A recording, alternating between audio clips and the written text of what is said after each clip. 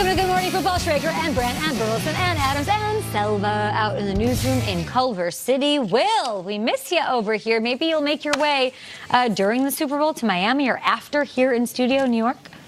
I'd love for that to happen. I don't know if it will. Maybe you guys can pull some strings for me.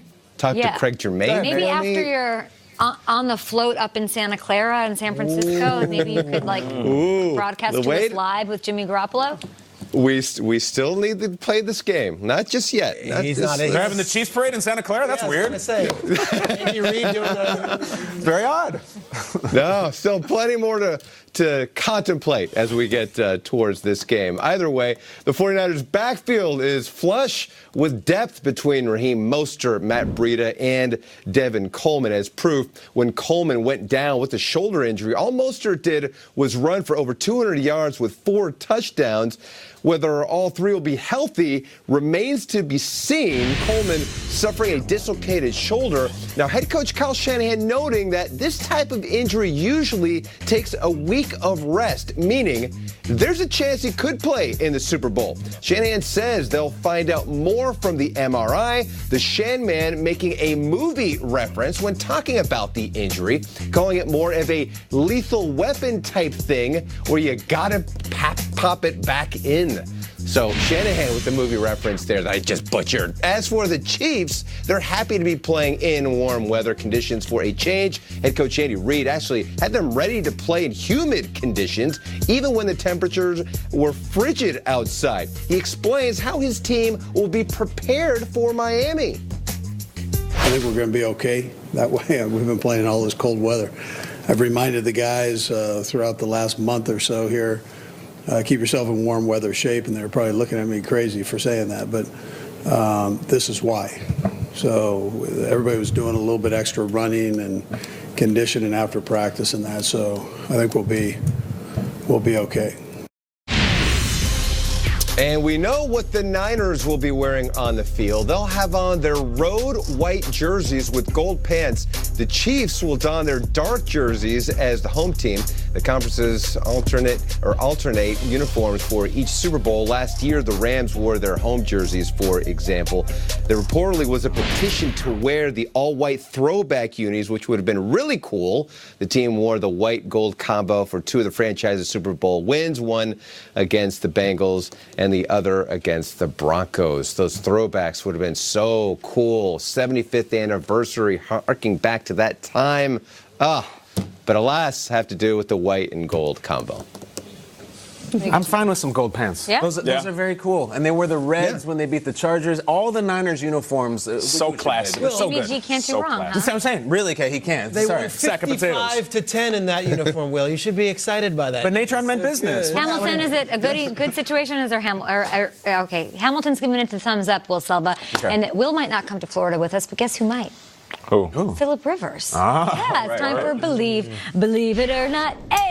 Top headlines for your Tuesday morning. The Chargers quarterback could be on the move. There are reports that Philip Rivers has vacated his home in San Diego. We know he travels from there to LA and back for work every day, and he's moving to Florida to be closer to his family. Rivers will become a free agent in March. Time's a ticking, so believe it or not, Nate, Philip Rivers' offseason will be more captivating than Cam Newton's. No, I'm going to say Cam Newton. You know, I love Philip Rivers, but I also hear that he has a high school coaching job waiting on him. I'm not sure he's going to go somewhere and have to compete for a starting job. So there is a chance where Philip Rivers is sitting at home with his family, enjoying the retirement life, maybe waiting to see if the team is going to bring him back. Retirement life. I know. He said retirement's not an option, but he's not going to come somewhere and compete with 3 different individuals for a quarterback spot. When it comes to Cam Newton, though, Cam Newton is so young. We forget dude is like 30.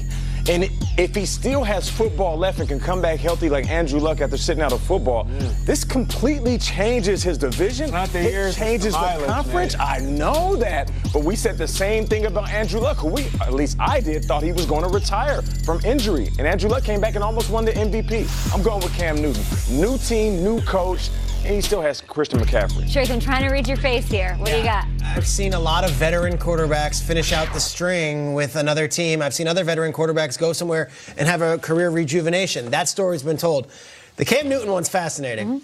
Injuries after injuries after injuries, but now there's a new owner, a new head coach, and most fascinating, a 30-year-old offensive coordinator, Joe Brady, coming in, who was the passing game coordinator at LSU, is now going to be the new offensive coordinator of the Carolina Panthers.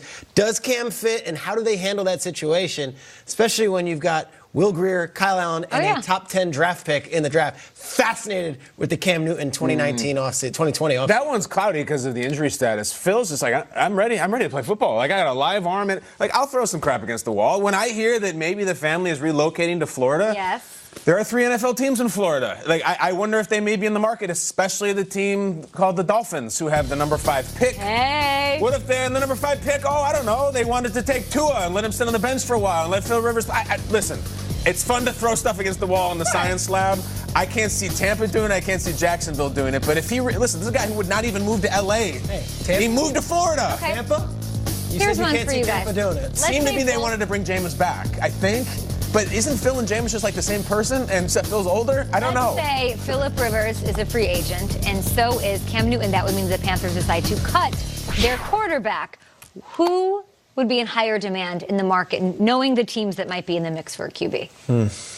It depends if Cam is healthy. Yeah, I think I'm asking what you know right now. Who's in more demand if they're both free agents in March?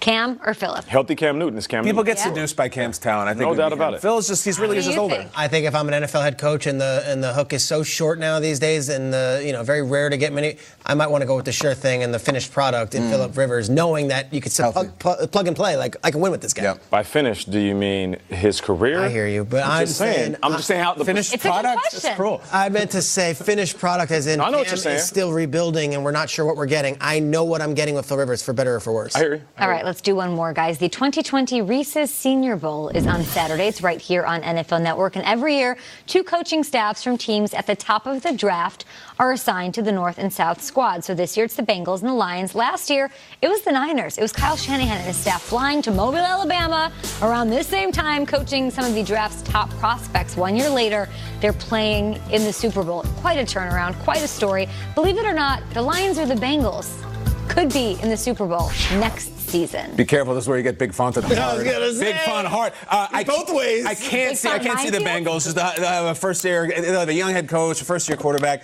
The Lions are interesting. If you would have said the Niners a year ago, you would have got laughed off the set. Yeah. They got a coach in the Lions, and Matt Patricia, who's a so-called genius, in his 3rd year. They got a really talented quarterback who was hurt last year. It kind of sounds a lot like the Niners. The Lions are certainly more likely, but I'm not going to sit here and predict it. Yeah, there's Go some ahead. strong. Say it, Nate. Call your shot. There's some strong parallels between the Lions and the San Francisco 49ers. Both were at the bottom of the division at some point. When you look at a 3rd-year coach, as far as the head coaching, when it comes to Matt Patricia and the Lions, they both dealt with major injuries. Think about it. You remember Garoppolo having an ACL and Jet McKinnon going out. Matt Stafford was out this year. Kerryon Johnson was out. Similar in that Sounds sense. easy. I know. And I just feel like if there is a team that has a superstar quarterback that, let's just call it what it is, Matt Stafford needs to play to earn his job, because the more that he doesn't win, the more we're going to talk about the money he's making. And this is a proven year, not just for Matt Stafford, but also for Matt Patricia. Trace, was I wrong to look at cap space when it came to No, this? go for Because it. I'm What do you looking got? at the Niners going into this season had the 2nd most cap space in the league. They had all the talent that you're talking about in Jimmy Garoppolo and everybody,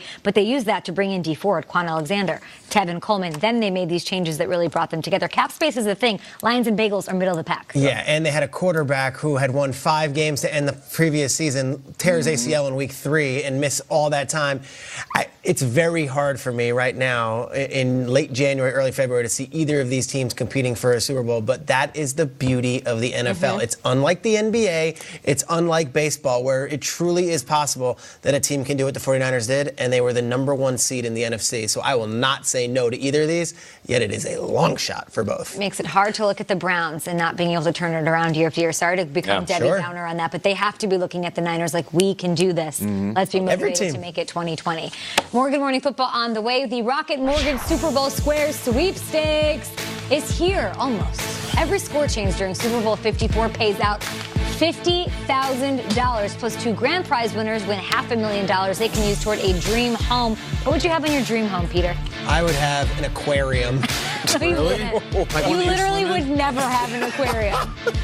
Who's cleaning the aquarium every Not me. What do you guys think? Dream home? Yeah, I'd have a walk-in humidor so I can impress everybody. Rules, I mean, I'm not going to ask Nate. He has the dream home. No. Rules, you can enter for free at Rocket Mortgage Square. What a turtle, Nate said. I like turtles. Really?